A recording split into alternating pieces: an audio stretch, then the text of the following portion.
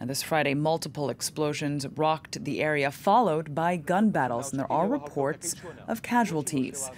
The Islamic State group has claimed responsibility for the attacks as it's under pressure in Mosul. Now, the Iraqi government and Kurdish forces are making a major push to drive IS fighters out of that stronghold. The Iraqi Prime Minister says the operation is advancing faster than expected.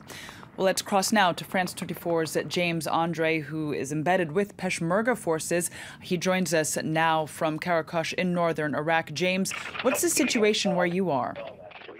Well, actually, I'm currently in an armored Hummer. We're on our way to Kirkuk. For the moment, Kirkuk has not been retaken from the Islamic State group. It's important to this is one of the largest cities that IS has managed largest Christian cities that IS has managed to conquer, and it's also a key city on the road to Mosul from the east. It's route number 80. It's only a few kilometers out of Mosul, and so it's a very important position to conquer. Now, we've been driving along a front line that is heavily fortified, and we just arrived, actually, as I'm speaking to you, to an artillery position where there are tanks that are set to be aimed at Kirkuk in order to back the liberation operations. We're actually not with the Peshmerga. In fact, we're with the 9th Armored Division of the Iraqi army, and they're hoping to enter into Kirkuk later on today. Well, James, then you are on the road there, but are you able to tell us any more information in terms of what we've seen take place today in Kirkuk?